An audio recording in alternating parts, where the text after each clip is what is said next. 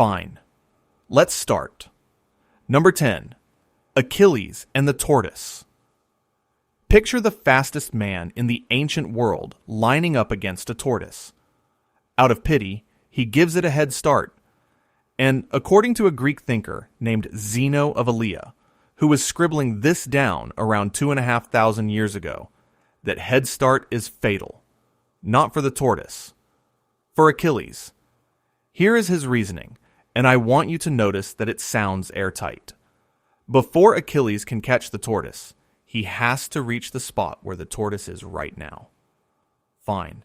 He's fast. He gets there in a heartbeat. But in that heartbeat, the tortoise has shuffled forward a little. So now Achilles has to reach that new spot. He does, almost instantly. And again, the tortoise has crept a tiny bit further. Every single time Achilles arrives where the tortoise was, the tortoise has already moved. There are infinitely many of these little catch-ups. And you cannot, Zeno says, do an infinite number of things and ever finish. So Achilles never passes the tortoise. And if you follow that logic all the way down, you get something worse.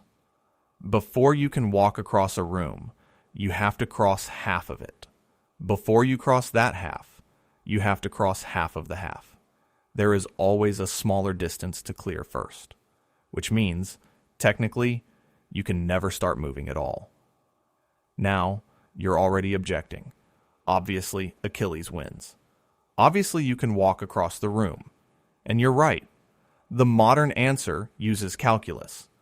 Those infinitely many shrinking distances add up to a finite total, so the infinite steps get crossed in a finite amount of time. The math closes the trap cleanly.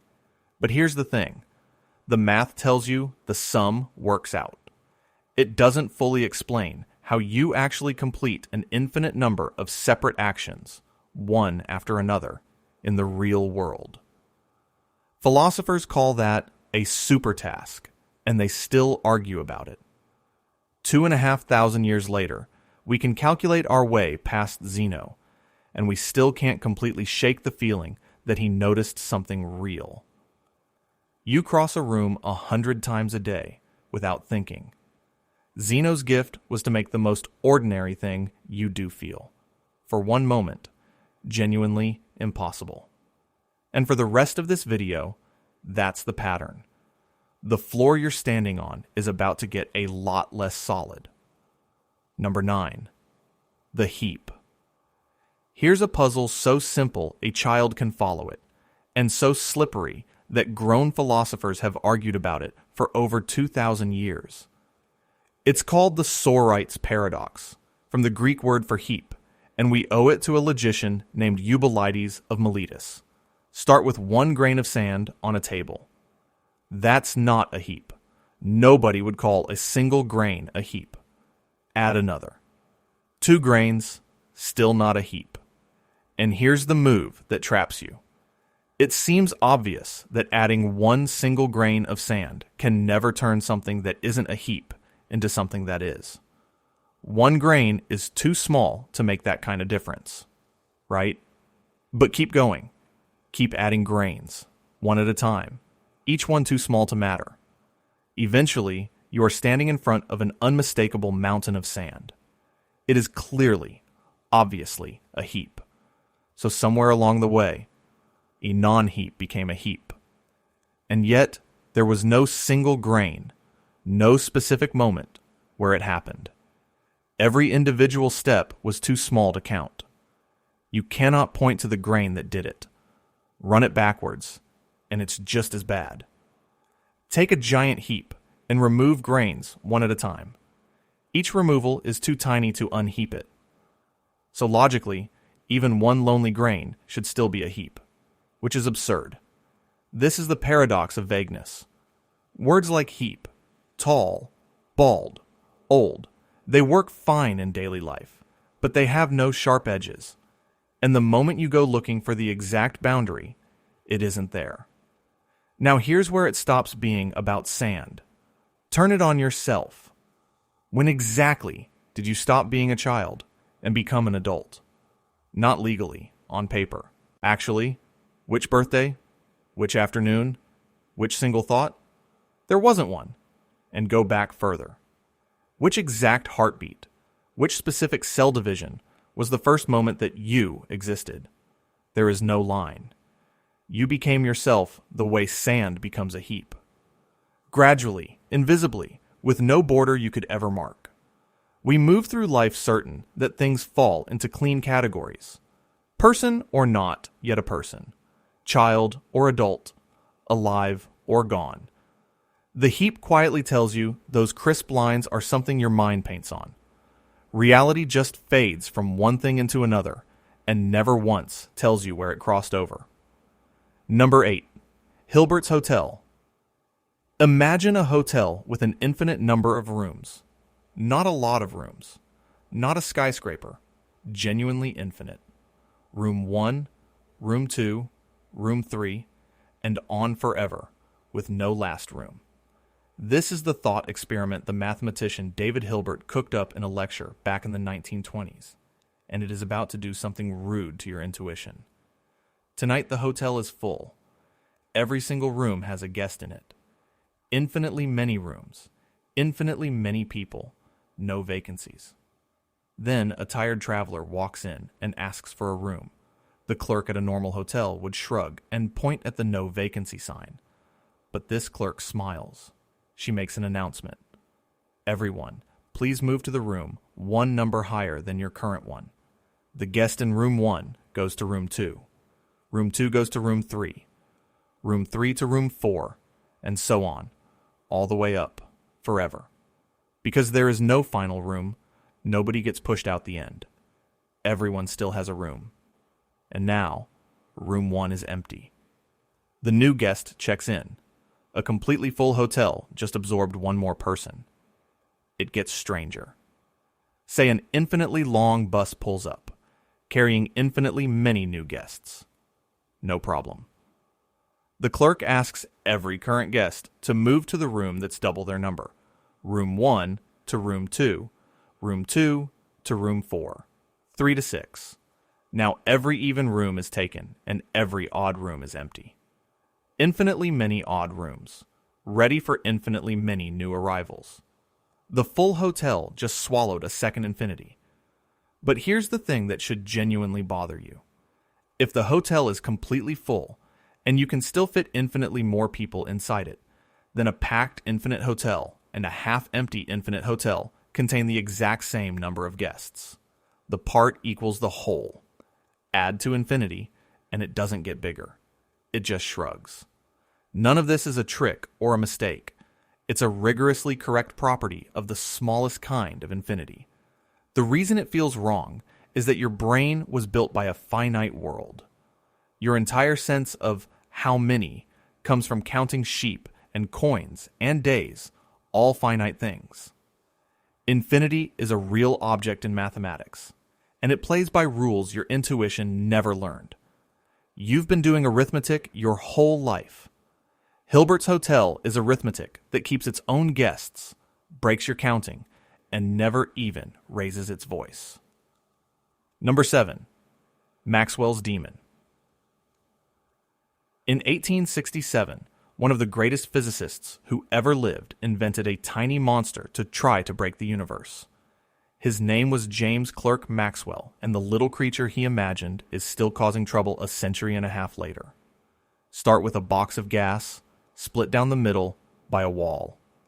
In that wall is a tiny door. The gas is all one temperature, but temperature is an average. Some molecules are zipping around fast. Some are drifting slow. Now put a microscopic being at that door, watching. When a fast molecule comes from the right, the demon opens the door and lets it through to the left. When a slow molecule comes from the left, it opens the door and lets it slip to the right. It never pushes anything. It just opens and closes a weightless door at the right moments. Give it time. Slowly, all the fast molecules pile up on one side, all the slow ones on the other. One side gets hot, the other gets cold, all by itself, and that is supposed to be impossible. The second law of thermodynamics says heat spreads out, disorder increases, things run down. It never spontaneously sorts itself into hot and cold. Yet the demon did exactly that, apparently for free, just by knowing which molecule was which. For 60 years, this haunted physics. If a clever enough sorter could reverse the flow of disorder just by watching, then the deepest one-way arrow in all of nature, the reason time runs forward, the reason your coffee cools and never reheats, had a loophole. The answer, when it finally came, is one of the most beautiful ideas in science. The demon isn't beaten by the sorting. It's beaten by remembering. To do its job, the demon has to measure each molecule and hold that information in some kind of memory. And memory is finite. Eventually, it fills up, and the demon has to erase old information to make room. In 1961, a physicist named Rolf Landauer proved that erasing information is not free. Wiping a single bit always dumps a tiny puff of heat into the world. And here's the thing, that heat is exactly enough to pay back the order the demons seem to create. The books balance. The second law survives. But look at what that means. Information, the abstract stuff of knowing, turned out to have a physical price. A thought has weight. Forgetting warms the room. The demon reached out to cheat reality, and reality answered by telling us that even knowing something costs the universe. Number 6. The Banach-Tarski paradox. I'm going to tell you something that is mathematically proven, fully accepted, taught in universities, and completely insane. In 1924, two mathematicians named Stefan Banach and Alfred Tarski proved that you can take a solid ball, cut it into a small number of pieces, and reassemble those exact pieces, without stretching them, without adding anything, using only turns and slides, into two solid balls, each one identical in size to the one you started with. Read that again. One ball becomes two balls. Same size. Nothing added. It's as if you could take a golden apple, divide it into 5 chunks, rearrange the chunks in your hands, and end up holding 2 whole golden apples. That should violate the most basic thing you know about the physical world. Stuff is conserved. You can't get more of it by cutting it up cleverly. So how is this a real theorem and not a con? The secret is what the pieces are. They are not chunks in any normal sense. They are infinitely intricate clouds of individual points, scattered so finely and so strangely that they don't have a volume at all. Not zero volume. No volume. The question, how much space does this piece take up, simply has no answer for them. Mathematicians call them non-measurable sets, and building them requires a specific tool called the axiom of choice, which lets you make infinitely many arbitrary selections all at once. When your pieces have no definable volume, the rule that volume is conserved has nothing to grip onto. You're not really doubling matter. You're exploiting the fact that a mathematical ball is not made of tiny marbles. It's made of infinitely many points, packed with no smallest piece, no grain, no bottom. And infinity, as we keep learning in this video, does not respect your accounting. Here's the reassurance, and also the deeper unease. You cannot do this with a real gold ball. Real atoms have a finite size. There is a smallest piece, so the trick can't run. The paradox lives purely in the world of ideal mathematical objects. But that's the part that should stay with you. The smooth, solid, continuous space you picture in your head. The space you imagine you're sitting in. Behaves at the level of pure math, in ways that let one sphere quietly become two. The solidity of the world is a story your senses tell. Underneath, the math is doing something far weirder. Number 5. The liar paradox. Here is a sentence. This statement is false. Read it slowly and try to decide whether it's true or false. If it's true, then what it says is correct, which means it's false. But if it's false, then what it claims is wrong, which means it's actually true. The sentence flips every time you touch it. It cannot settle. It is a small loop of language that eats itself, and it has been annoying logicians since ancient Greece, where a thinker named Eubulides, yes, the same one behind the heap, first sharpened it. For a long time, you could file this under clever wordplay. A cute trick, nothing that threatens real knowledge. And then, in 1931, a quiet young logician named Kurt Gödel picked up that self-swallowing loop and used it to blow a permanent hole in mathematics itself. Gödel was working in a golden age of confidence. The dream of the era was to build a perfect system of mathematics, a complete set of rules from which every true statement could, in principle, be proven. Airtight. No gaps. Gödel found a way to encode statements about mathematics inside mathematics as numbers, and then he built a very special sentence. Translated into plain words, it says, "This statement cannot be proven within this system." Now watch the trap close. If the system could prove that sentence, then the sentence would be false, and your system just proved a falsehood, so it's broken. To stay trustworthy, the system must not be able to prove it. But if it can't prove it, then the sentence is telling the truth. It really can't be proven, which means it is a true statement that your perfect system can never reach. That's Gödel's incompleteness theorem, and it isn't a puzzle waiting for a smarter person to solve. It's a wall. Any system of logic powerful enough to do ordinary arithmetic will always contain truths it cannot prove.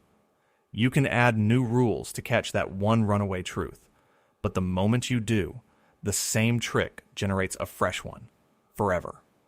The gap never closes. Sit with what that means. There is no complete, final account of even the humble truths of numbers.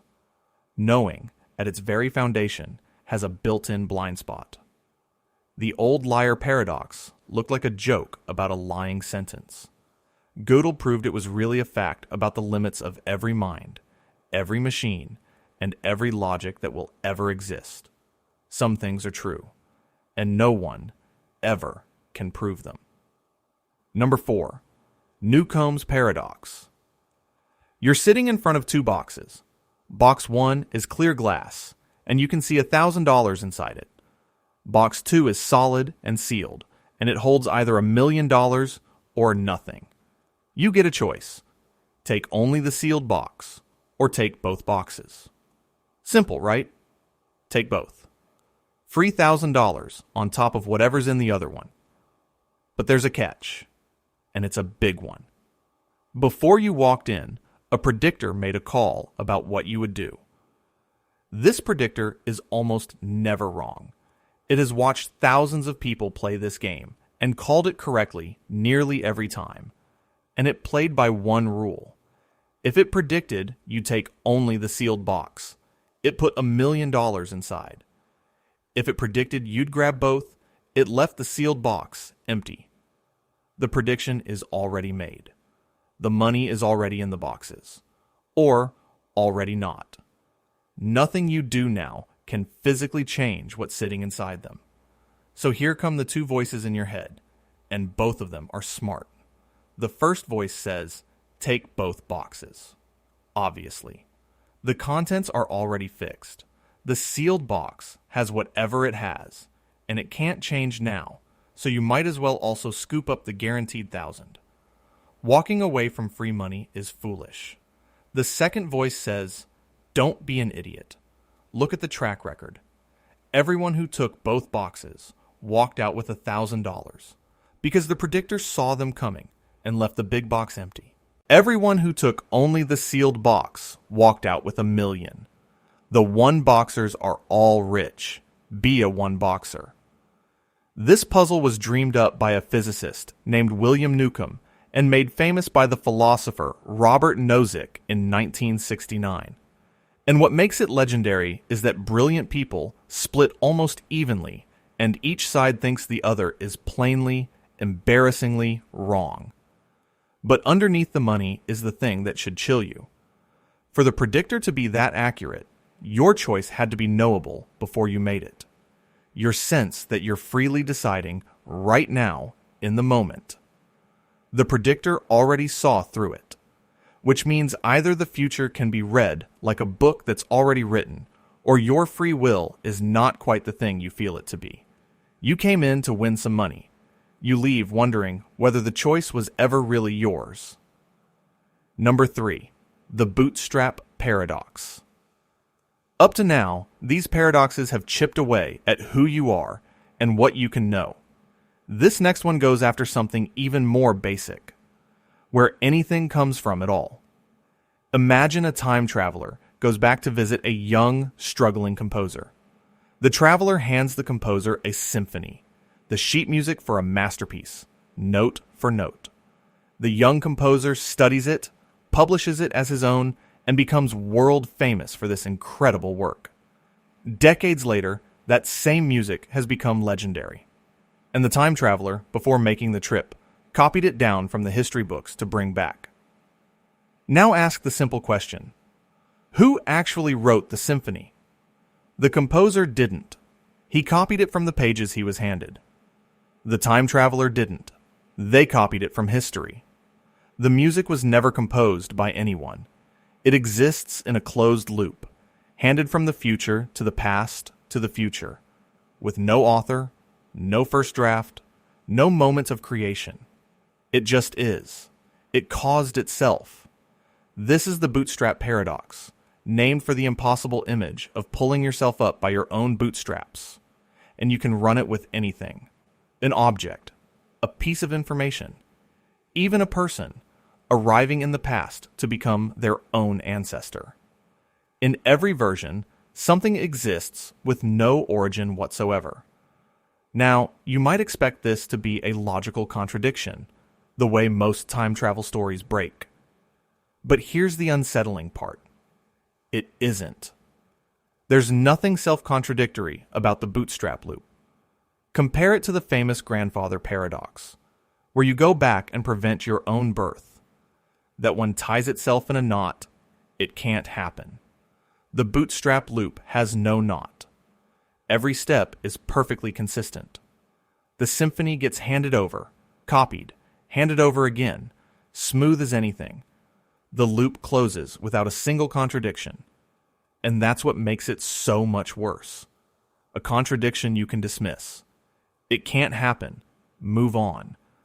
But a self-consistent loop with no origin is a genuine, allowable possibility in our best theories of space and time, which do on paper permit certain kinds of loops through time.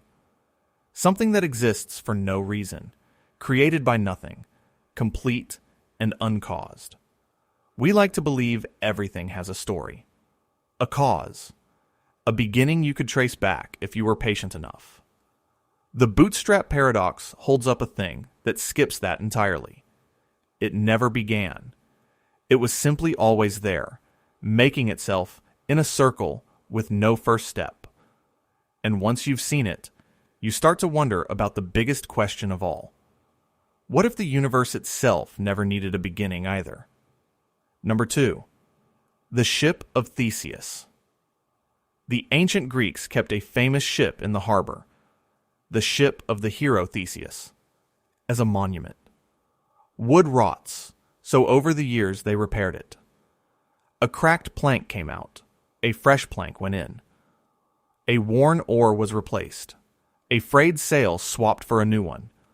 Slowly, board by board, every single original piece of the ship was removed and replaced. Not one splinter of the first ship remained. So the philosophers asked a question that sounds childish and turns out to be bottomless. Is it still the ship of Theseus? Same shape, same name, same spot in the harbor, sailing on exactly as before, but not one atom of the original is left. If it's still the same ship, then a thing can survive having all of its parts replaced. If it's not the same ship, then when did it stop? Which plank was the fatal one? We're back at the heap, and there's no line to find. Then the philosopher Thomas Hobbes drove a knife into it. Suppose, he said, that as you pulled out each old rotten plank, someone quietly collected them, And once they had all of the originals, they reassembled them into a ship. Now, you have two ships. One built entirely from the original planks. One that sat in the harbor the whole time, gradually rebuilt from new wood. Which one is the real ship of Theseus? They both have a perfect claim. The original matter is over here. The continuous history is over there. And they cannot both be the one true ship. Now here's why this isn't just a story about a boat. It's about you. The atoms in your body are not the atoms you were born with. Over the years, cell by cell, molecule by molecule, your body swaps out its material for new supplies pulled from your food and the air. The stuff you are made of is on a slow conveyor belt, constantly being replaced. The child in your old photographs is built from matter that is almost entirely gone. So are you the same person as that child? By continuity of matter, no, that kids' atoms have scattered to the wind. By continuity of form and memory, yes. The pattern carried on, the story kept running. You are the ship, mid-repair, forever. And the honest, uncomfortable truth is that you was never really the wood at all. It was the shape the wood was holding. Which raises the last, sharpest question of this whole video. If you're just a pattern and the parts don't matter, what happens when someone copies the pattern exactly? Number 1. The teletransportation paradox. It's the future, and travel to Mars takes no time at all, because you don't fly. You teleport. You step into a booth on Earth. A scanner records the precise position of every single atom in your body, down to the last particle. Then the machine destroys the original, the body standing in the booth, and beams that blueprint to Mars at the speed of light. There, a second machine builds a perfect copy of you from fresh atoms, arranged in the exact same pattern. The copy steps out onto the red desert with all your memories, all your habits, your sense of humor, your headache from this morning. It is, in every measurable way, you. It's certain it's you. It remembers stepping into the booth on Earth. Millions of people teleport this way every day and think nothing of it. But now it's your turn, and you're staring at the booth, and a very cold question arrives. Did you just travel to Mars? Or did you die on Earth, quietly, in a scanner, while a stranger who happens to think it's you wakes up on another planet? There's no experiment that can tell the difference. The Mars version passes every test. It cries at the same songs. It loves the same people, and they love it back and never notice. But the you reading this, right now, the one behind your eyes, did that consciousness carry across the void? Or did it simply end in that booth, and a flawless replica inherited your life while you, the original, went out like a light?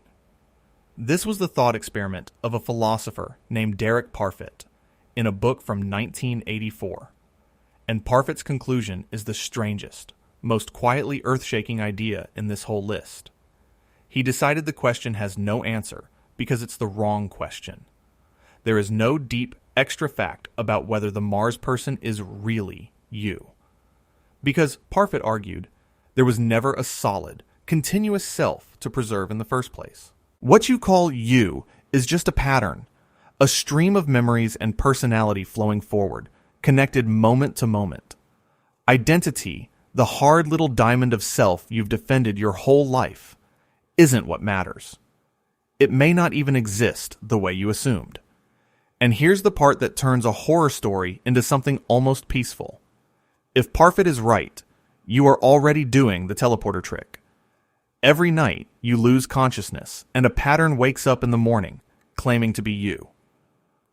Every 7 years, your body rebuilds itself from new atoms. The you of a decade ago is as gone as anyone beamed to Mars, and you never mourned him. You have been surviving as a pattern, not a thing, this entire time. And you never noticed, because the pattern is all there ever was to notice with. You went looking, in this video, for the self that questions its own existence. Zeno took your movement. The heap took your edges. Gödel took your certainty. And here, at the end, Parfit gently takes the last thing, the solid, single I you were sure was sitting there all along. Maybe it never was a thing. Maybe it was always just a pattern, holding its shape for a little while, telling itself a story about being one continuous person. And maybe that's not a loss at all. Maybe it's the most honest look you'll ever get at what you actually are. Thank you for watching and sticking till the end. We've got plenty more videos coming in the future. Hit that subscribe button so you don't miss them. See you in the next one.